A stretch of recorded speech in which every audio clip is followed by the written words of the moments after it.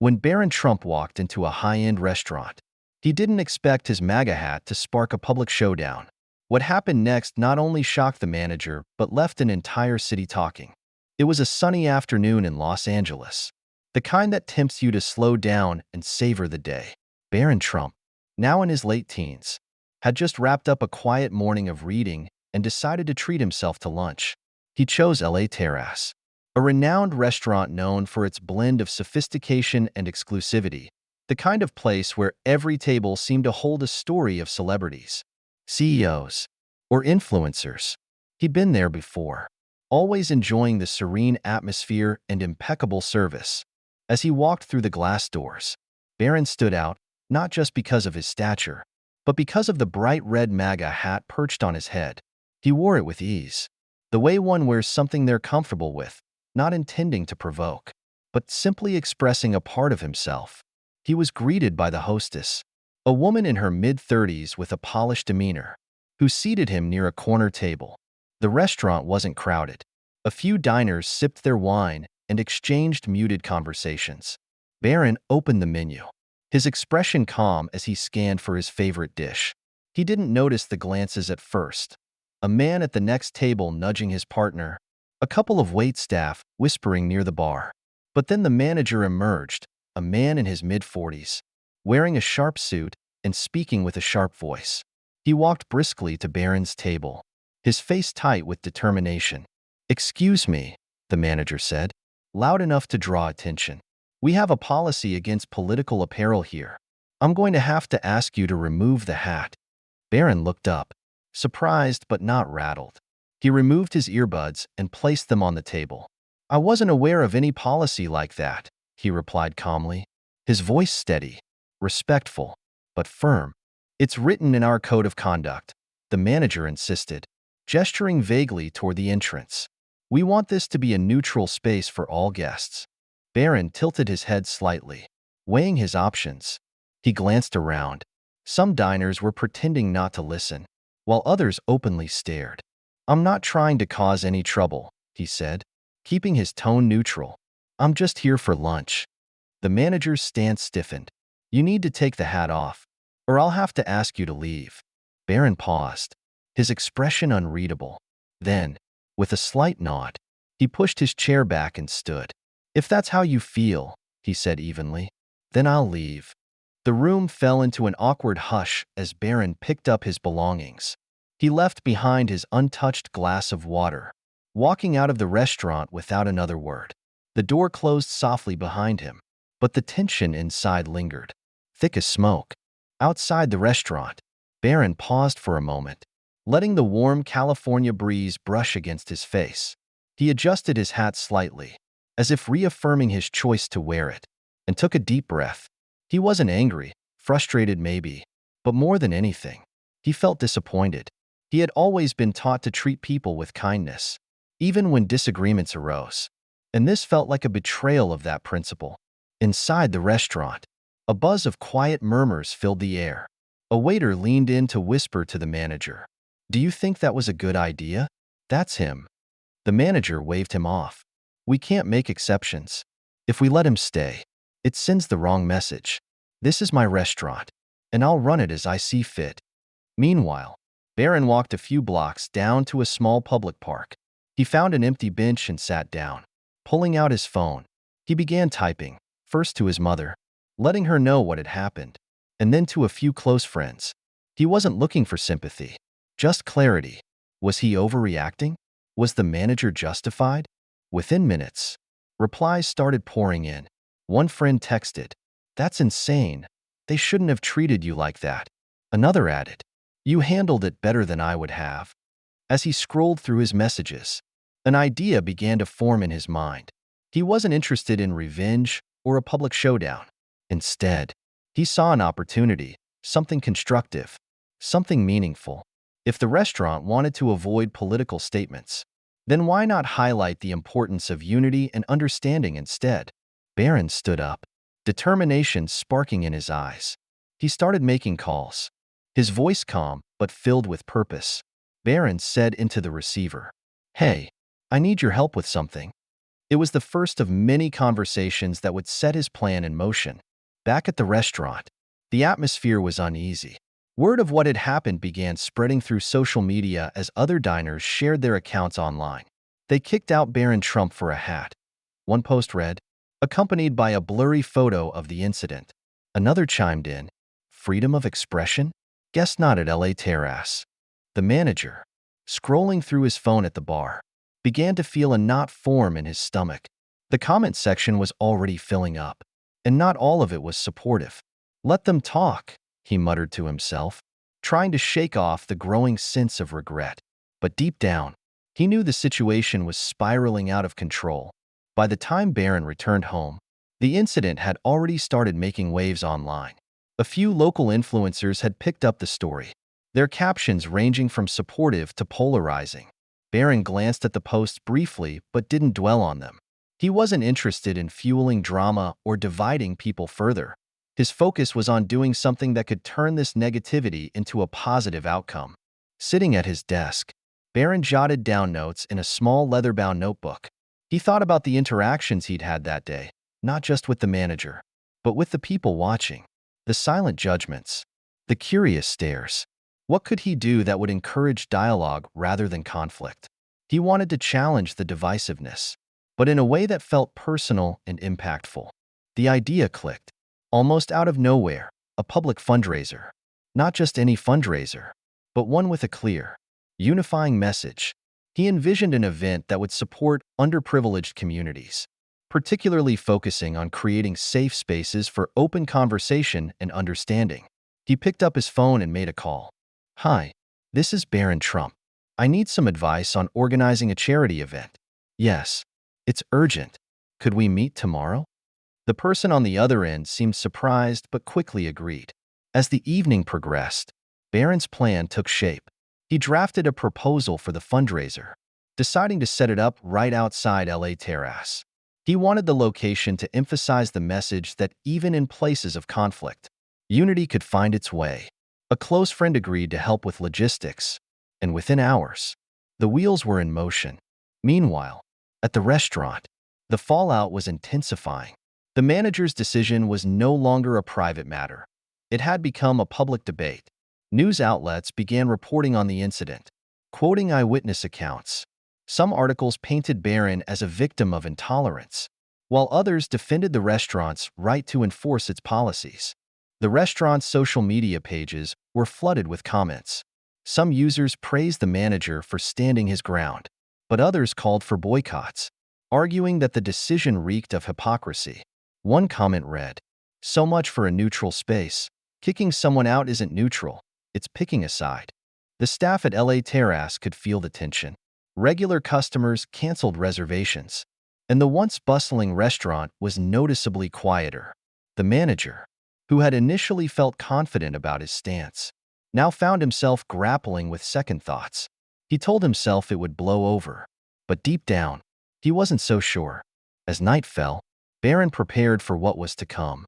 He knew the fundraiser wouldn't erase the incident, but he hoped it could shift the focus towards something constructive. The world didn't need more shouting matches. It needed moments of connection, even in the most unlikely circumstances. The following morning, the quiet block in front of LA Terrace began to transform. Trucks unloaded equipment as volunteers set up tables, banners, and a small stage. Barron stood at the center of it all, overseeing the arrangements. The banner above the stage read in bold letters, "United we stand, building bridges, not walls." He'd reached out to several organizations that focused on community building, youth mentorship, and dialogue facilitation. The fundraiser wasn't just about raising money. It was about creating a space where people from different walks of life could come together. Food trucks, live music, and booths for local charities lined the sidewalk, turning what had been a source of conflict into a vibrant community event. By midday, the crowd started to gather: families, young professionals, activists, and even a few familiar faces from social media showed up. Barron took the microphone to address the audience, his voice steady but filled with emotion. "Yesterday, I was asked to leave this restaurant because of a hat. That's okay. I respect their policies, even if I don't agree with them. But what struck me wasn't just being turned away. It was the bigger picture. We've become so quick to judge each other, to take sides, to shut down conversations. That's not who we are. We can do better. The crowd erupted in applause, and Barron continued, "This event isn't about me, and it's not about them. It's about all of us finding ways to listen, to understand, and to come together. The funds we raise today will go toward programs that foster dialogue and inclusion. Thank you for being here and proving that unity is stronger than division." The applause was louder this time, filled with a genuine sense of unity and support. Barron's message had resonated, transforming an uncomfortable situation into a catalyst for connection and change. The fundraiser went on into the afternoon, filled with music, conversation, and moments of shared understanding. The manager of LA Terrace watched from the doorway of his restaurant, a thoughtful expression on his face. He had seen what a single decision could ignite and, perhaps, learned that standing firm was not always as straightforward as it seemed. Barron's actions had turned a potential controversy into a moment of unity, and the message was clear. Even in conflict, there are opportunities for growth and understanding. In choosing empathy over anger, Barron Trump showed that even small acts of kindness and understanding can build bridges in the most unexpected places. The applause was louder this time, and Barron stepped off the stage, shaking hands and thanking attendees personally. His calm demeanor and thoughtful words resonated deeply with those present, many of whom had come out of curiosity but left feeling inspired. Inside LA Terrace, the scene was quite different. The manager stood at the window, watching the event unfold. He hadn't expected Barron to respond in this way, and it left him conflicted.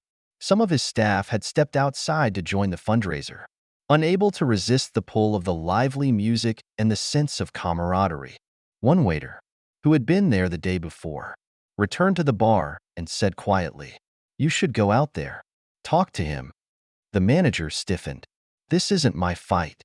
"Maybe not," the waiter replied, "but it's definitely your chance." The manager didn't respond, but his expression softened. He poured himself a glass of water and watched as the crowd outside continued to grow. Something about the scene tugged at him, a feeling he hadn't allowed himself to acknowledge until now. As the day wore on, the fundraiser outside LA Terrace became the talk of the town. Social media was ablaze with live streams, photos, and hashtags like #BuildingBridges and #UnitedWeStand, all praising Barron's poise and the positive message he was spreading. The event attracted more than just locals. News crews arrived, capturing the vibrant energy of the crowd and Barron's powerful speeches. Inside the restaurant, it was another story. The once busy dining room was eerily quiet. Tables that were typically reserved weeks in advance now sat empty, and the few patrons who did arrive seemed distracted, glancing outside at the fundraiser as if they were missing out on something meaningful. The manager tried to focus on his work, but the growing tension among his staff was impossible to ignore. A server approached him cautiously. "Some customers have been asking about the event. They're saying it looks incredible, and maybe we should go out there." The manager's jaw tightened, but he didn't respond. Instead, he retreated to his office, closing the door behind him. He sat at his desk, staring at his computer screen, where dozens of emails flooded in, complaints from customers, cancellation notices, and even a few scathing critiques from local media outlets. One email stood out. It was from a regular customer who had always been cordial and supportive. The message read, "I've always loved LA Terrace, but yesterday's incident was deeply disappointing. Kicking someone out for their personal beliefs isn't the neutrality you claim to stand for. It's divisive. I hope you'll find a way to make this right." The words hit harder than he expected. He leaned back in his chair, running a hand through his hair. Was he wrong? Had his decision really been about neutrality? Or was it about something else entirely? Something he didn't want to admit to himself? Meanwhile, outside, the event had reached its peak. A local jazz band played on stage. Children laughed as they painted murals at an art booth, and donation boxes overflowed with contributions. Barron was everywhere, shaking hands, listening to people's stories, and even posing for selfies. He radiated a calm confidence. But it wasn't smug or performative. It was genuine. The kind of composure that comes from knowing you're doing something that truly matters.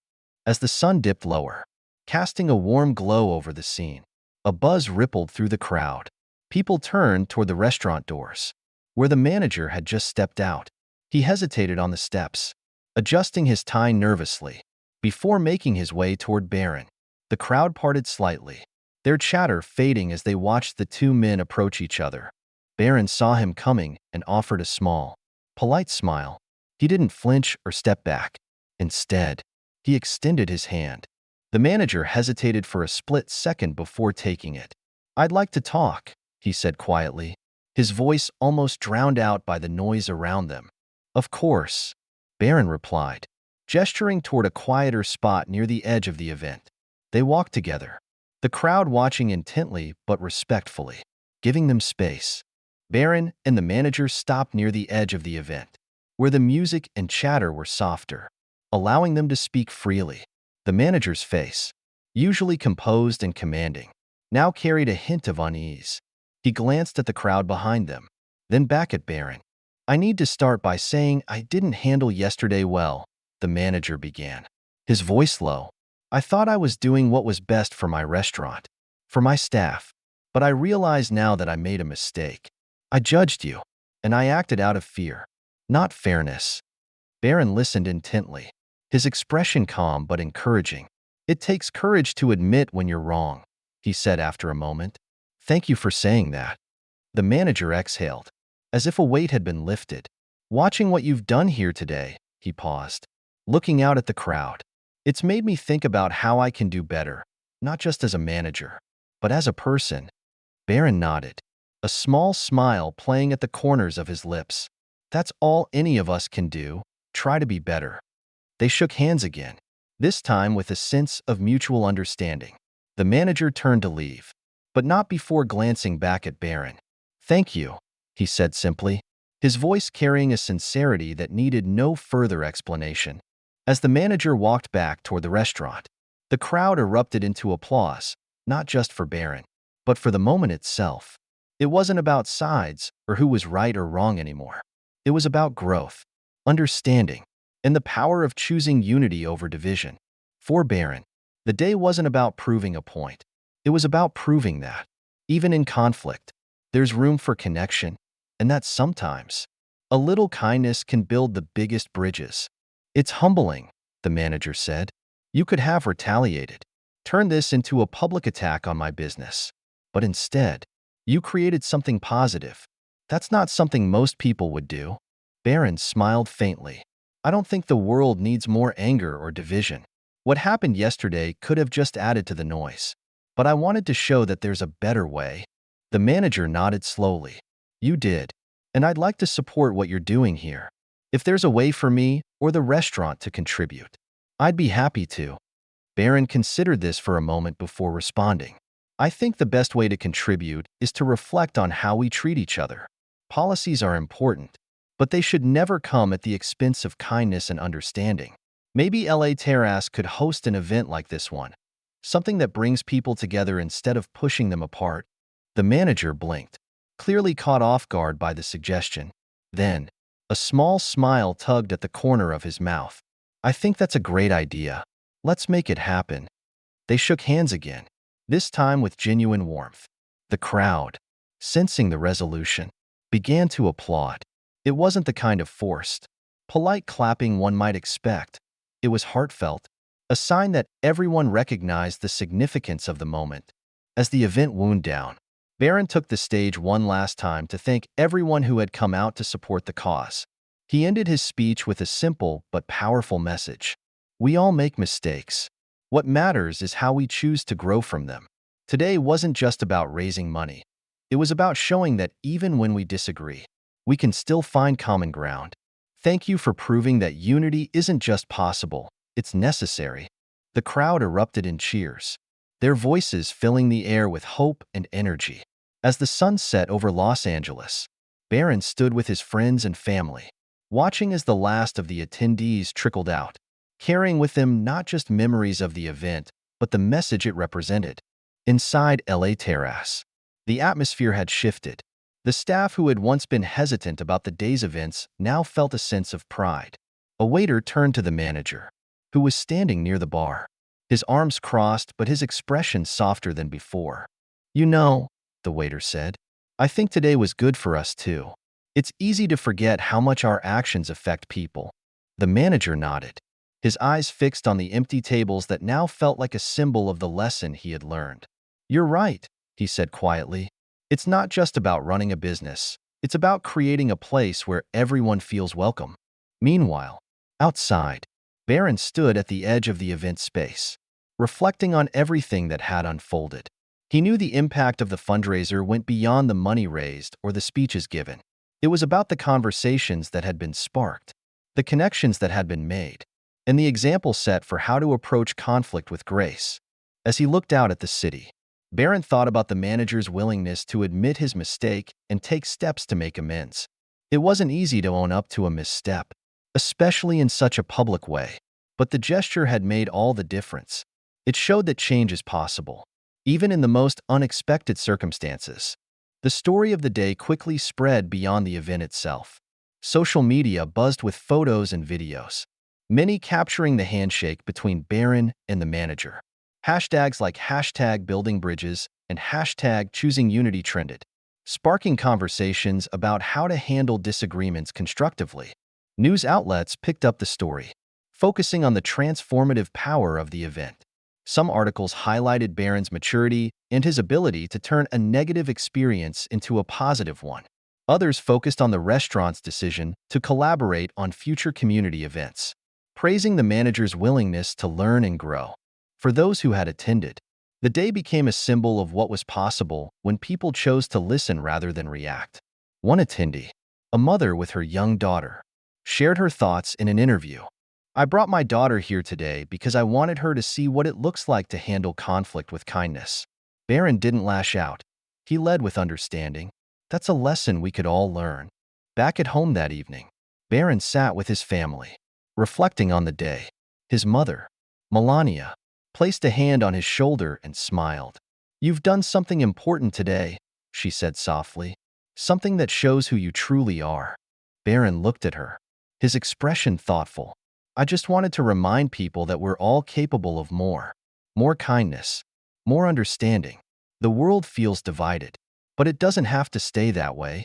Melania nodded, her eyes glistening with pride. "And you've shown that one small act of grace can make a big difference." As the night settled in, Barron took a moment to write in his notebook, jotting down his thoughts about the day. He ended with a simple line: "Conflict can divide, but it can also unite if we let it." The story leaves us with a powerful reminder: conflicts, whether big or small, don't have to end in bitterness or division. By choosing grace, understanding, and proactive solutions, we can turn even the most challenging moments into opportunities for connection and growth.